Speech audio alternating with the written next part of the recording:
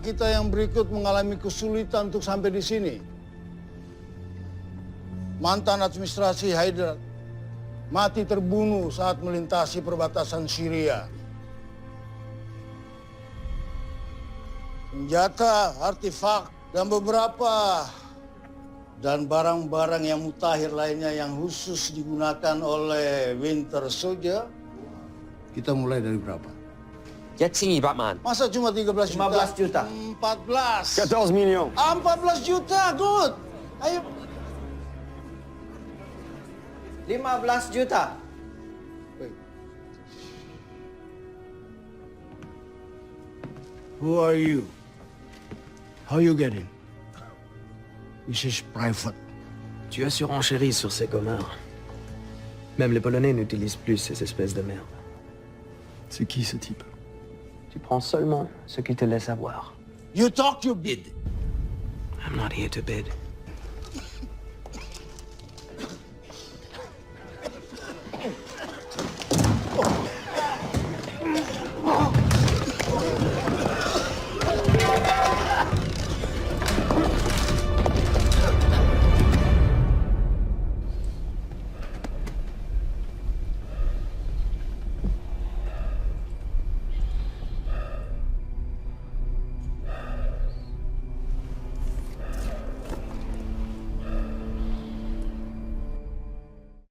What's going on, guys? Welcome to Everything Always. My name's Michael Roman. This is one of the very first officially released Infinity Saga deleted scenes. There was a Blu-ray disc included with the limited production box set that had a deleted scene or two from each movie throughout the Infinity Saga. This one obviously from Civil War. We're going to do a quick breakdown of the scene, contextualize it a little bit more within the film, and then tie it to Marvel Phase 4, specifically the arc for Baron Zemo, as well as talk about the Infinity Saga box set. Marvel's going to start to release more and more of these scenes, and of course we're going to break them all down at the channel. But first, if you could grab the subscribe button, we're giving away 2 PlayStation 4 Pros as well as a whole slew of other Marvel related stuff, including one of these limited edition Infinity Saga box sets. We'll be giving this one away on the 2nd anniversary of the channel in April. If you want to be entered to win, all you have to do, hit the subscribe button, then hit the notification bell, leave a like and a comment on this video, and if you want, stick around to the end of the video.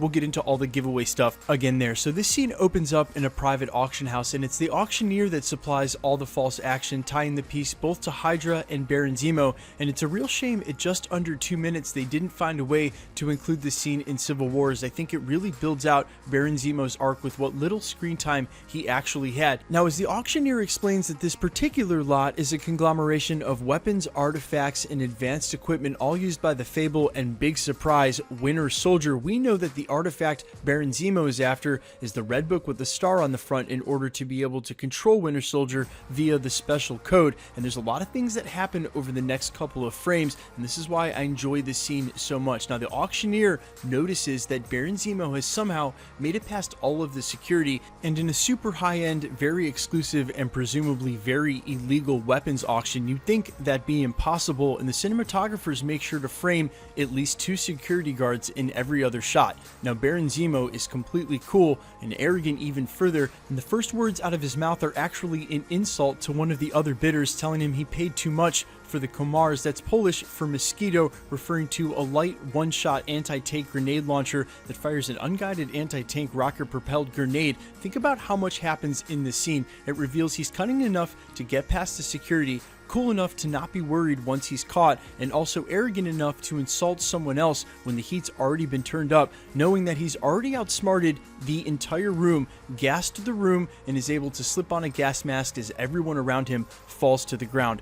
I really enjoy this scene, not only because it builds out his arrogance and his arc, but it shows you that he's a weapons specialist, that he knows exactly what he's doing, and he's calculated. This is the Baron Zemo that's a worthy adversary to the Avengers and worth keeping around for Marvel Phase 4. Now, eventually here at the end of the scene, he gets what he came after, the red book with the star on the front that has the secret code that unlocks the power to control Winter Soldier, and it directly ties to this scene here somewhere towards the end of the 2nd act. That's why if I had to guess guess where that deleted scene would have gone in a theatrical cut, it probably would be somewhere about 15 or 20 minutes before this. Now, we know he has the book, and obviously in this scene, there's some real parallels for Baron Zemo's arc that played out in the scene that we just watched, and it's possible that the Russos felt with the proximity in Act 2 that the scenes were redundant. You can see here he's able to stay calm when all hell breaks loose, and with his knowledge of specific equipment, just like that comment about the Kamars, he's able to use an electronic blast to outsmart their systems in order to gain control of the situation. And to reiterate, since it illustrates the exact same characteristics for the villain, and with the very tight schedule of 2 hours specifically for Avengers movies, they need every minute they can get with as packed as this movie was, introducing brand new characters like Black Panther and Spider-Man G. It feels like just yesterday. Now, during this scene, there's some other specifics that are happening, and I'm going to issue a light spoiler warning because we're going to see Baron Zemo again coming up in the Falcon in the Winter Soldier, and something's been going on with him the entirety of the Infinity Saga, specifically how he was able to orchestrate all this. Now, there have been a lot of great theories over the last couple of years, not only about how Baron Zemo was able to outsmart the Avengers during Civil War, but more specifically pull off a grandiose plan that seemed to leave so much to chance. And one of the biggest points of contention up until real recently is that Agent 13, Sharon Carter, was actually a double Hydra agent working both sides of the fence with the inherent interest of helping him break up the Avengers while simultaneously playing Bucky and Steve Rogers, lining them up to be exactly where Baron Zemo needed in order to take control of the Winter Soldier. Now, to be fair, a lot of it's coincidental, but Sharon Carter did seem to interject herself a lot where she didn't need to be. But that was, again, like I said, up until real recently, where the picture has become a lot more clear as to who's in charge and just how Baron Zemo was able to do all of this during Civil War. And this is where the light spoiler comes in. Of course, if you follow channels like mine, this will be no news, but the Thunderbolts are heavily rumored to show up here in Phase 4, maybe even perhaps in their own Disney Plus TV series. This is going to ultimately be headed by Thunderbolt Ross, and while a lot of you will argue and be correct in the fact that Baron Zemo actually assembled the first iteration of the Thunderbolts, it's almost undeniable that the MCU has steered the narrative in a different direction, delivering not only a different iteration of the Thunderbolts, but mirroring what happened in the comics, as Thunderbolt Ross does start the Thunderbolts later in a more modern run, and that's possibly what we're going to get here in Phase 4. Now, there's a lot of other moving pieces to this theory, a lot more to enumerate here in this video, but the very light gist is that the Thunderbolts are going to be the anti-hero team under the charge of Thunderbolt Ross, as he pursues not only what's left of the Avengers as war criminals, but ultimately seeks what he's been after the entire time: control over a superpower force, and eventually turning himself into a supervillain of sorts and becoming the Red Hulk. I've argued multiple times over the last 2 years that there's no way Marvel Studios decided to keep a character like Thunderbolt Ross around in some of the most important moments during the Infinity Saga, especially during Infinity War, and of course the cameo at the end of Avengers Endgame,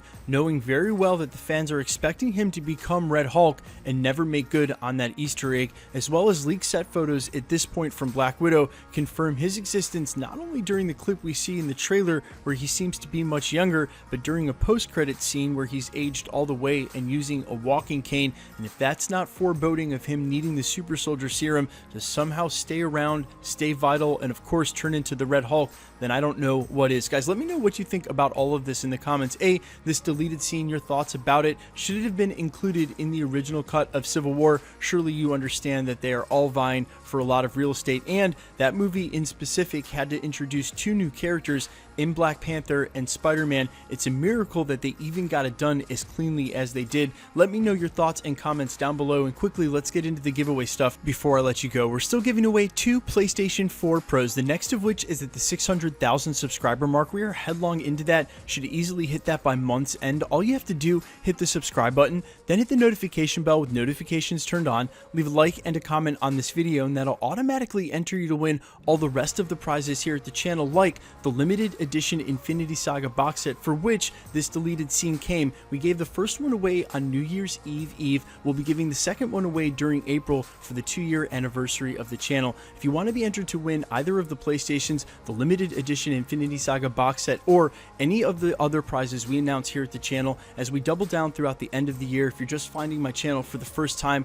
we've been giving away subscriber count giveaways really all the way since back at 10,000 subscribers. We're going to give away even more over the next next couple of years, hopefully as we race towards 1 million. If you want to be entered to win any of the stuff, all the same rules always apply. Hit the subscribe button, then hit the notification bell with notifications turned on, leave a like and a comment on the video, and because it's truly random, the more videos you like and comment on, the better chance you have of winning. All winners are announced at the end of videos, and if you've missed any previous announcements, no worries. All you have to do, scroll back through the channel, look for the winner announcement and the subscriber count in the title, click that video, and scroll to the end. My name's Michael Roman. This is Everything Always. Guys, thanks for checking out the channel, and stick around. We'll be posting again real soon.